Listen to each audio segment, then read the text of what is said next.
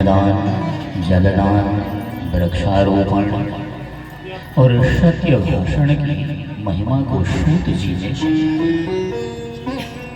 हवे आगे कथा का दर्शन करवाते हैं और सूत जी महाराज कह रहे हैं, हे मुनिजनों,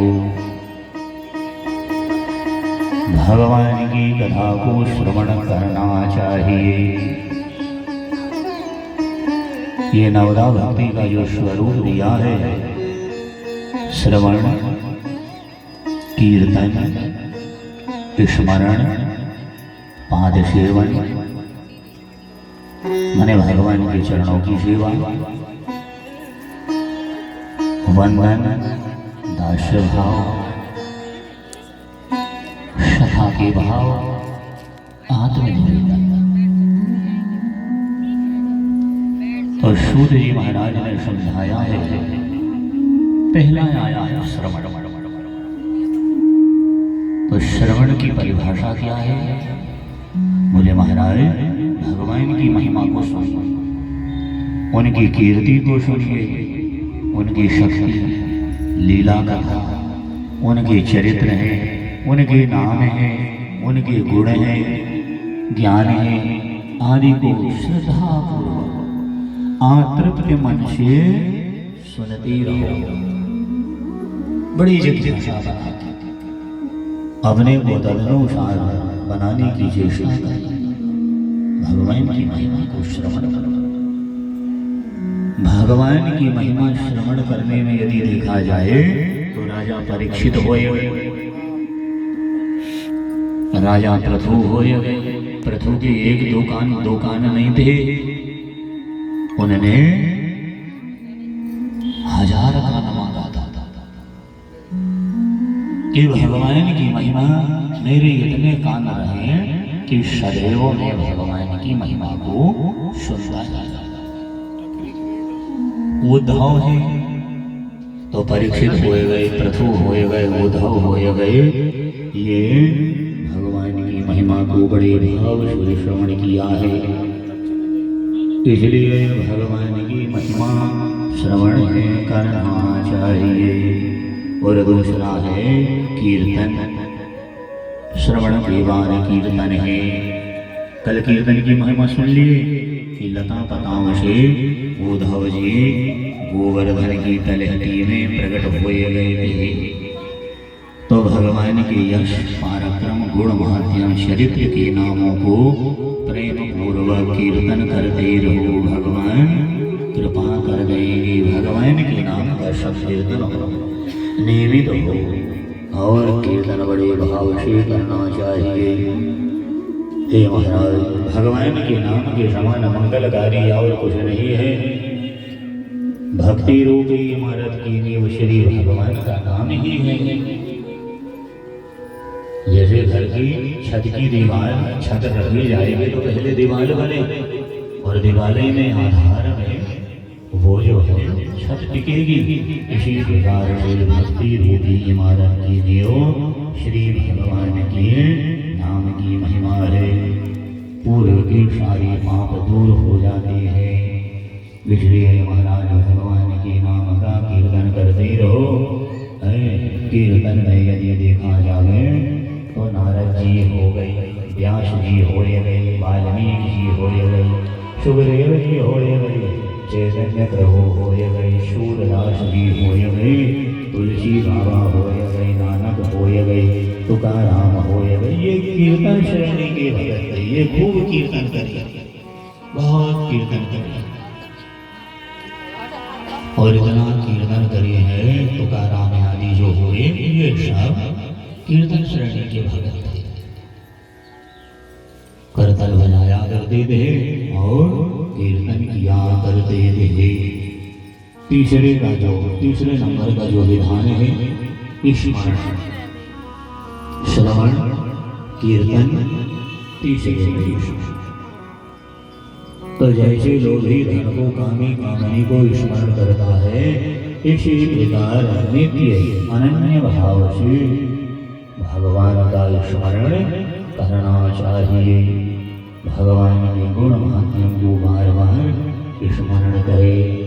हे महाराज, और मुग्ध रहे भगवान के नामों में, भगवान के गुणावली के अनुकरण करने का प्रयत्न करे।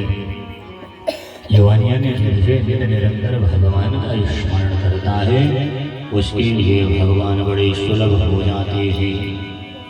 जो मृत्यु के समय भगवान का स्मरण करते हुए शरीर छोड़ता है, वह भगवान के धाम को प्राप्त हो जाता है।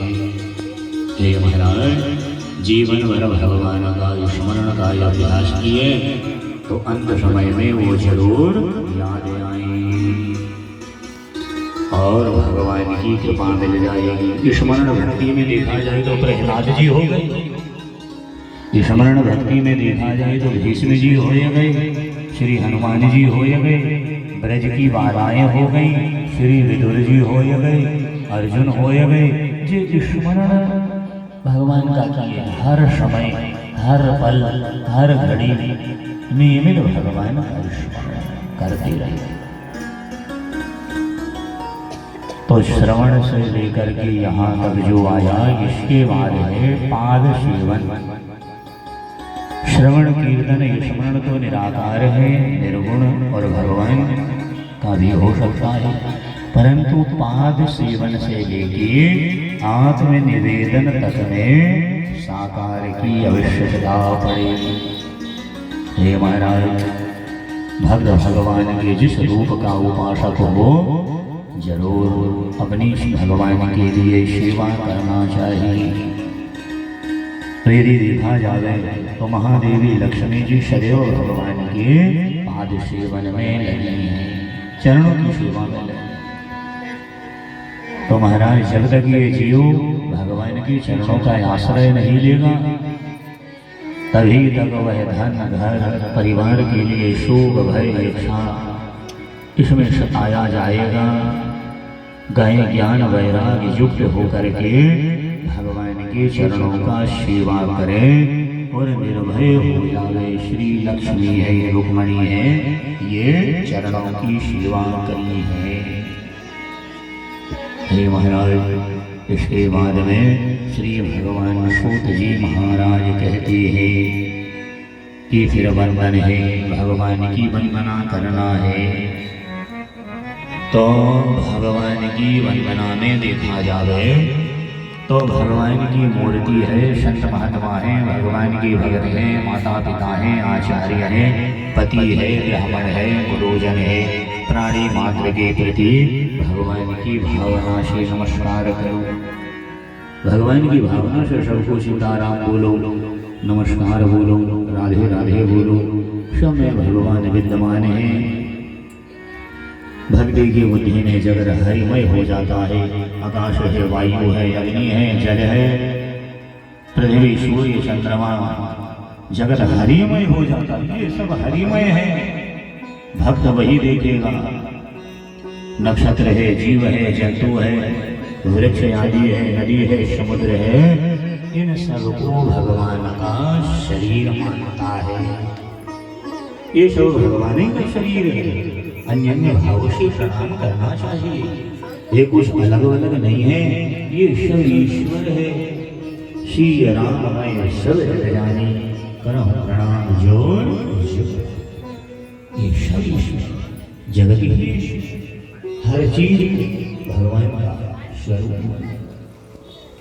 इसमें देखा जाए तो श्री अक्रूर जी हो गए, अर्जुन हो गए, ये सब वंदना वाले वंदना करिए।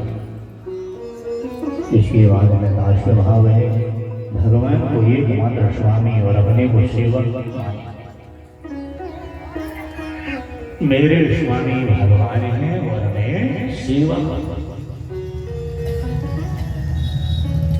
प्रत्येक क्षण बड़ी सावधानी, नित्य नई उत्साह और प्रसन्नता से भगवान की सेवा में लगा रहे, दास्य भाव में लगा रहे, मोक्ष मिल जाता है।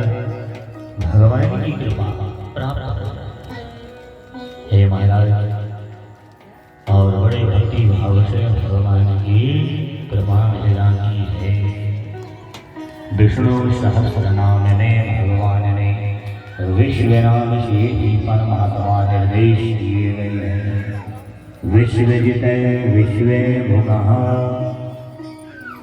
श्री हनुमान जी, प्रहलाद जी, गोपियाँ इसी श्रेणी के भक्त हो गए। फिर भगवान का कृपा की प्राप्त हो जाती है। फिर सखा के भाव में 8वां सूत्र जो है भक्ति का, ये सखा का भाव। भगवान को अपना मित्र बना लो, सब कुछ न्यौछावर कर दो। मित्र के दुख में दुखी होना, मित्र के संकट को बहुत बड़ा मानना, अपने संकट को तुच्छ मानना। हे महाराज, मित्र को बुरे पथ से हटाए के अच्छे मार्ग में लगाए दो, बहुत बड़ा पुण्य मिलता है। और यह बात को मानते हुए भगवान की सेवा करें। इसमें अर्जुन हो गए, उद्धव हो गए, सुदामा हो गए, श्री रामा हो गए, यही श्रेणी के भक्त जो भगवान की सखा सखा सखेती मतवा शुभम। अर्जुन के कारण भगवान ने वह सखा के भाव के लिए रथ को भी इस सखा के भाव। इसके बाद में है आत्मनिवेदन। यह अंतिम सोपान है।